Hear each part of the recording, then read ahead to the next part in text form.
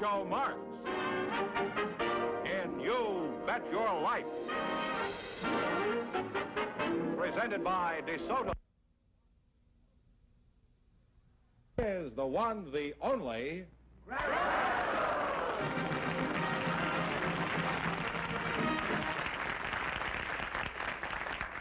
Well, here I am again, winding up the 9th year of You Bet Your Life. 9 years. Starting next week, we begin our summer series, The Best of Groucho. These are some of our best shows from the past. George, who's on the first summer show next week? Do you remember? Yes, Billy Pearson, the jockey, is going to be on the first show. Oh, yes, that's right. I had a lot of fun with him when he was on our show. Since then, he won $64,000 on some show. I can't think of the name of it, but...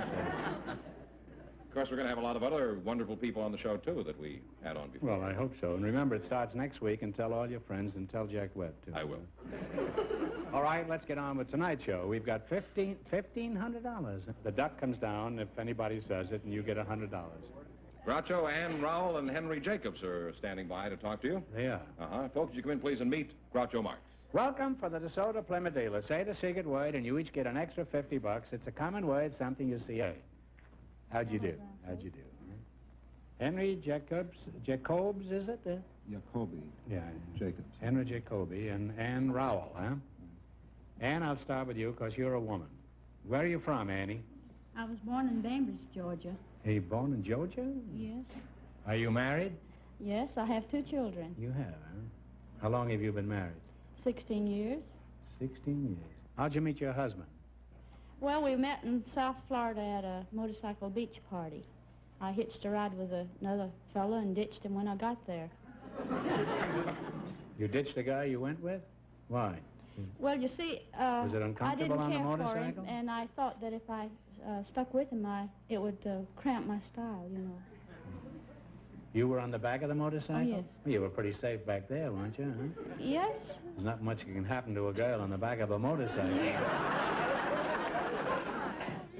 Let's see, you're Henry Jacobs, huh? That's right, Groucho. You have an interesting stash there, a mustache. Well, thank you very much. I've been studying it ever since you came up here, and I have one question to ask you. Yes. Why do you wear it? Well, you see, some people have told me that I look better with it, so I've worn it for that reason. I see. Well, I've been told I look better with my head in a bucket, but you don't see me wearing it. Incidentally, I've been watching your show a long time, Groucho, and I kind of wondered about your mustache, why you wear it. It's sort of Well, I have no other place to put it. That's kind of the way I feel, too, you know. Are you married, Henry? Oh, no, I'm not, no. You're not married with a mustache like that? You're not married? No. Maybe why aren't you married? Don't the girls like your mustache? How do you pronounce it, mustache or mustache? Mustache. Mustache. Yeah. Mustache, huh? Are you from England? No. Are you from Dixie? No. Are you from Hunger? Some people have told me I am, but... Well, I think you're a very fine-looking fellow, Bill. Henry? I might say the same thing about you, George. Well... I don't mind being called George. I got mixed up the director. There have been a number of kings of England, you know, who were named George. It's true. That fat one who in the Revolutionary War. What a jerk he was. Lost the whole continent because Did you know him? Well, I was born about 5 years after he died. Do you have a job, Oh, yes. Henry? Yes, I do. I have a small film company in San Francisco. We make films for the television stations. Oh, really? Little commercials. You're professional, huh? Well, no, then I have a radio program up in Berkeley, a radio station. You move around quite a bit, huh? Well, Berkeley's right next to San Francisco, and we have a bridge up there that you can go right across. It's very good. Costs a quarter, but I mean, it's... Yeah. I have a bridge. It costs $300. Well, you're a very unusual pair, and I'd like to go on talking to you, but the time has come to play You Bet Your Life. Here we go for the dictionary quiz. You can start with 10 all the way to 100, and one answer between you, your partner. What do you want to start with? 100. 100, all right. What is a hedonist? Hedonist. Pleasure. It's someone who devotes their life primarily to the pursuit of pleasure. You don't have to go any further. You hit it right on the nail with the thumb with a hammer. You're off to a great start. You have $200 now. And now what? 90. 90. All right. Synonyms are words of the same meaning. What do you call words of opposite meanings? Anonyms. And did you know that, Ann? I'd heard it. Oh. You now have $290. Now what? 80. $80. What is a visage of a person? What is the visage of a person? V-I-S-A-G-E. It's the face. It sure is. It sure is. You now have $370. Now what? 70. 70, huh? For $70, what is a cistern? It's a well. Right. And you wind up with $440. Well, you can't do better than that on this show. Thanks and good luck from the DeSoto Plymouth dealers. Thank you very much.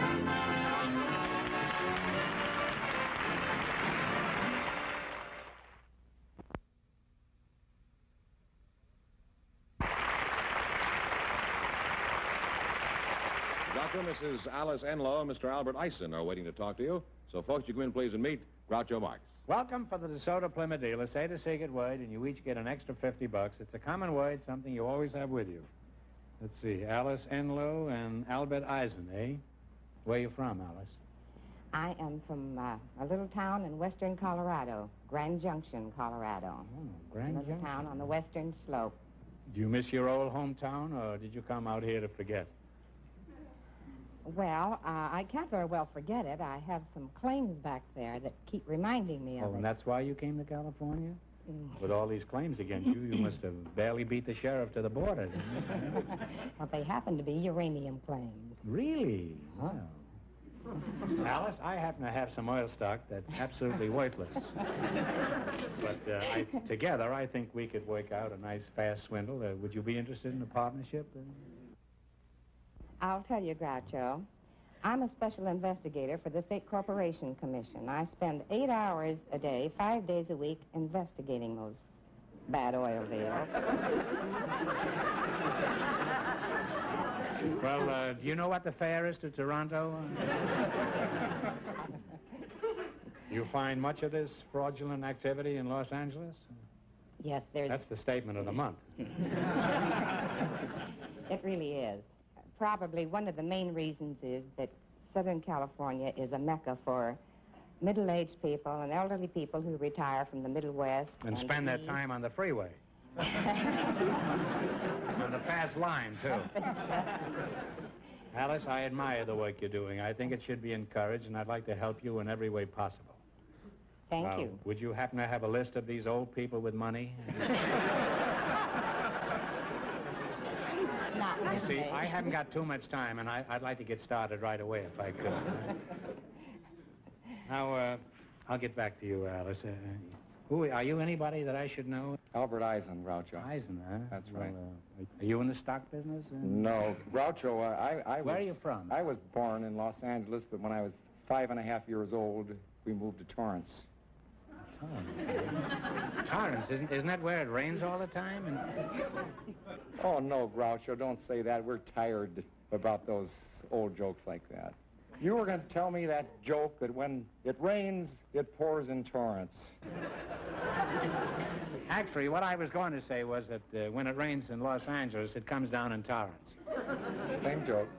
Al, you've got me interested in your town. Where is it, and what is it like there? Torrance is 22 square miles, and we have 75,000 people. Are there many umbrella shops in Torrance?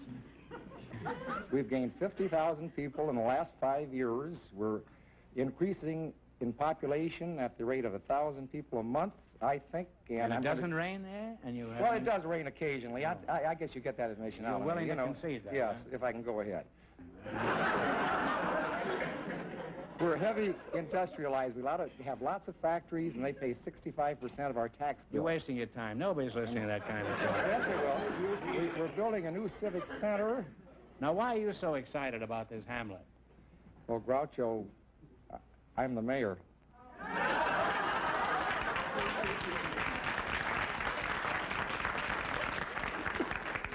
Well, Al, I was wrong, and I want to apologize. You're no small-time operator. You're the head of the mob, huh? Well, Al, you're a good sport, and I'm sure a good mayor. All right, now let's play You Bet Your Life. In the race for the $1,500, the first couple won $440. Now, you selected the spelling quiz. This is an old-fashioned spelling bee. What do you want to start with? Let's increase the expense account and make it Little ones are easy, big ones are hard. You dare? Start with a What? Yeah. All right, for $100, Live right to the sleep. What is that? spell the word fluorescent, as in modern fluorescent lighting. F-L-U-O-R-S-C-E-N-T. One answer between you now. Fluorescent. F-L-O-U-R-E-S-C-E-N-T. No, I'm sorry, Mayor, but it's F-L-U-O-R-E-S-C-E-N-T. Now I have $50. Now, do you want to try 90? Let's go. You can try easy ones if you want. No. All right, spell the word repetitious, meaning continued or tedious repeating. R-E-P-E-T-I-T-I-O-U-S. You're right, Mayor, that's right. I think it was nice. You now have $140. Now what? I'm not going to influence you. I want you to make your own decision. $80. $80. Spell conscientious, meaning with strict regard as to duty. C-O-N-S-C-I-E-N-T-I-O-U-S. Go ahead, you do it. C-O-N-S-C-I-E-N-T-I-O-U-S. You're right, Mayor. You're right. You now have $220. What do we go for now? What was that, 80? That was 80, yes. 70? This may make you a gubernatorial candidate. For $70, spell the word limousine, meaning a type of automobile, usually chauffeur-driven. Limousine, L-I-M-O-U-S-I-N-E. L-I-M-O-U-S-I-N-E. That's right. Okay, and you... And you wind up with $290. Well, thanks and good luck from the DeSoto Plymouth dealers. Oh, Put it thank there, you. Mayor.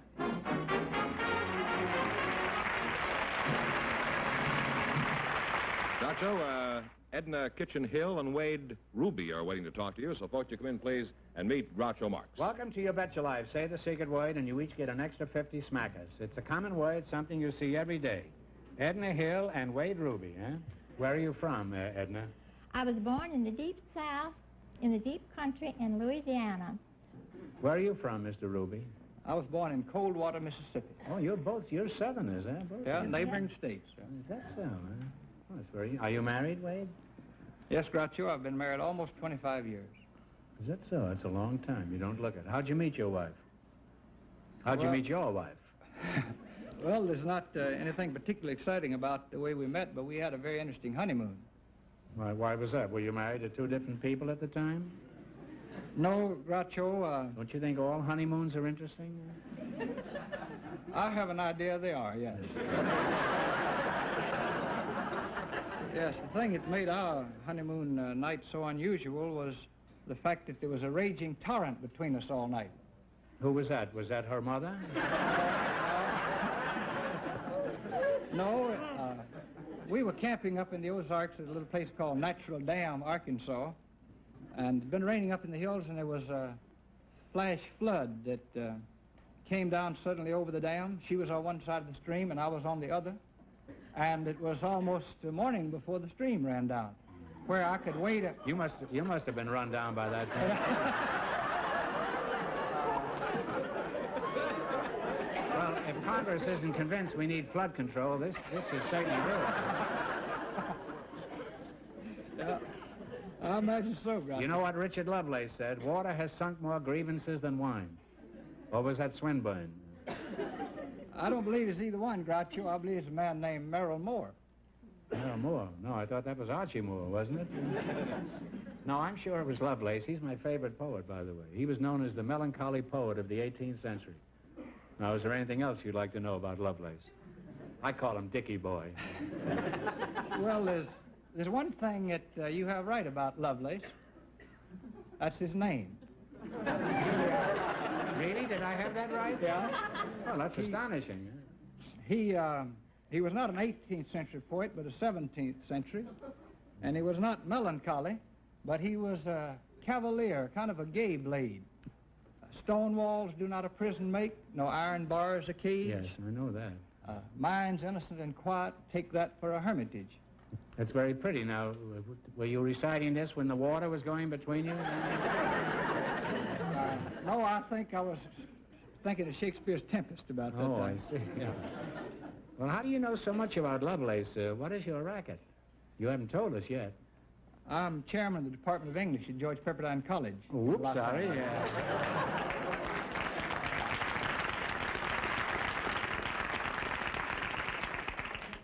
You realize you're wrecking my only claim to culture here, don't you? I've been misquoting Lovelace on this show for years. Well, I'm undone at last. The coward dies 1,000 deaths. The brave man dies but once. Bridie Murphy.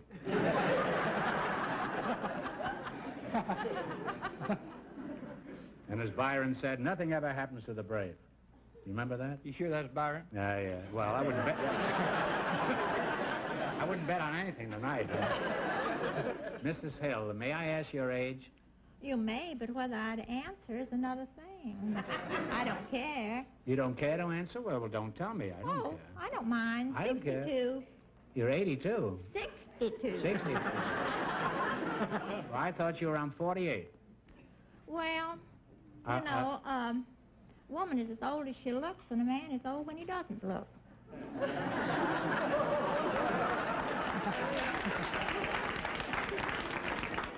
Now, was that Lovelace? No, I don't know the author. No, I think it was Bugs Bear.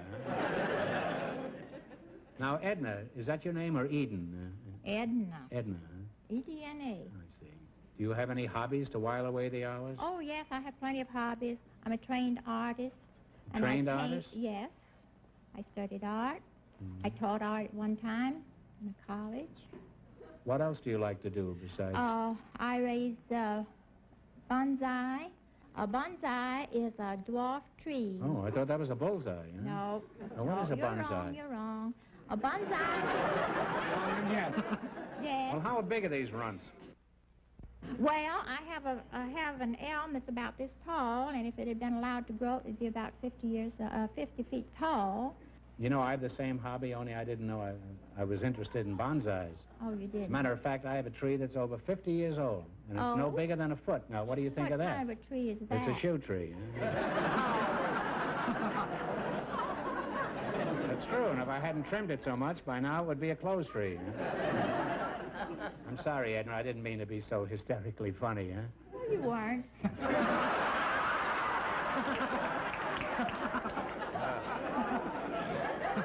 This is the last stages. The contestants are striking back. Professor, what would Lovelace have to say about this? How are the mighty fallen? But that's not Lovelace. That's the poet David, who was king in the land of Canaan, or as you say, Canaan. Yes. 17th century B.C. poet. I'm really getting it good tonight.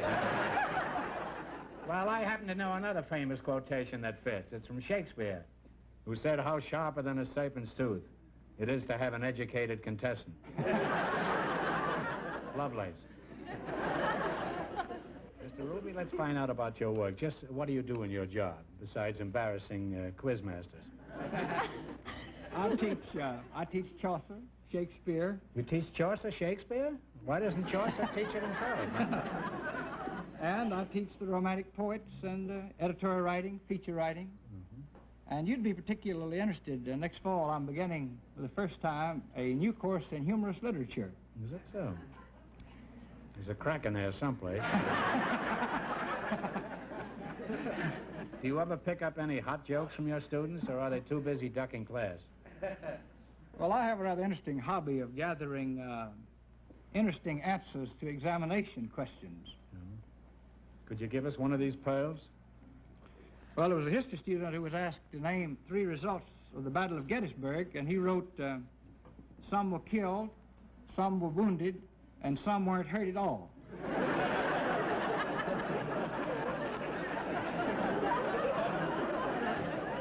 Well, you know what the original joke was?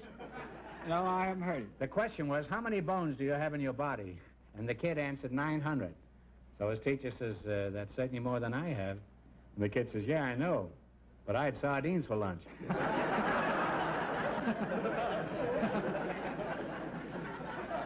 I may not know Lovelace, but I know Joe Miller. Wait, do you have a favorite among the daffy answers your students have given you? Yes, since I teach English, I often think of the one that a freshman girl wrote early in the fall when she was taking an orientation battery of tests. She was asked, "Why did you come to college?" And she said, "I come here to be went with, but I ain't yet." You know what the original of that joke is? I don't believe I know that either. The teacher says, "I have went." That's wrong, isn't it? And the kid in the front row says, "Yes, ma'am, it's wrong because you ain't went yet." Shorter. Well, you're a nice couple, and I'd like to continue talking to you two, but I'm getting too educated. So the time has come to play You Bet Your Life. In the race for the $1,500, the first couple is leading with $440. Oh, what a nerve you have picking spelling. This is an old-fashioned spelling bee. You get only one chance at the correct spelling and only one answer between you. I want you to spell the word and then pronounce it. And remember, the more the question is worth, the harder it is. Now, one answer between you. Now, what do you want to start with?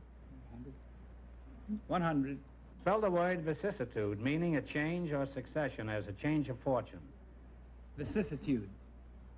V-I-C-C-I-S-S-I-T-U-D-E.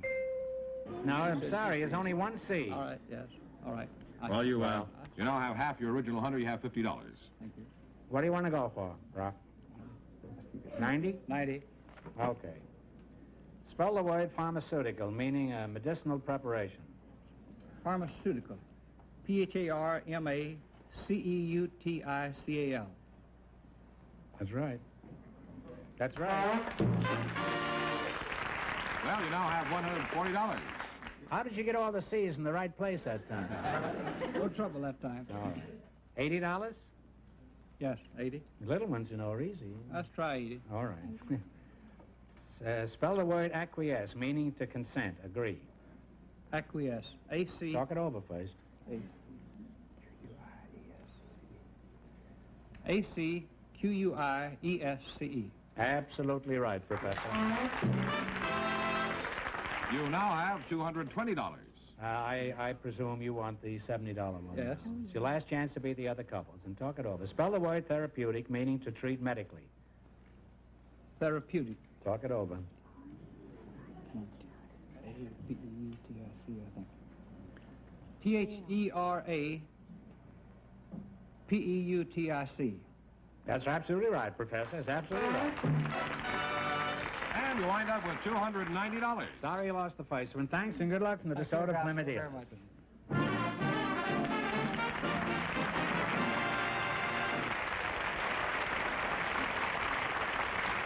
That means Mrs. Rowell and Mr. Jacobs with $440 in just 1 minute get the chance at the $1,500 question. Mr. Jacobs, right back in here, please. Oh, there's old Stashy again, yeah. All right, here we go for $1,500. I'll give you 15 seconds to decide on a single answer between you. Think carefully, and please no help from the audience. Here it is. Franklin D. Roosevelt served the longest presidential term in our history. But for $1,500, can you tell me who served the shortest period of time?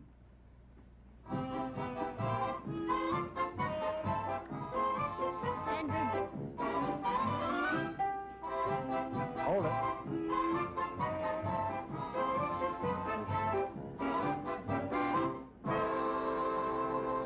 What is it? Andrew Johnson. No, I'm sorry. It's William Henry Harrison, who served 1 month. That's a shame. Well, you lost the big money. How much they win the quiz, George? Well, they went all the way in the quiz, $440. Well, that isn't too bad. Thanks for being with us, and thanks to all of our contestants on the show tonight. Sorry you lost.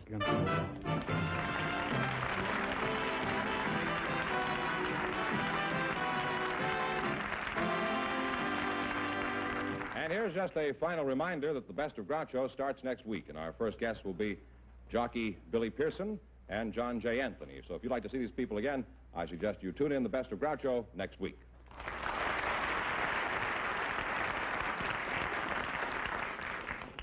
Friends, go in and see your DeSoto Plymouth dealer tomorrow. And when you do, tell him Groucho sent you.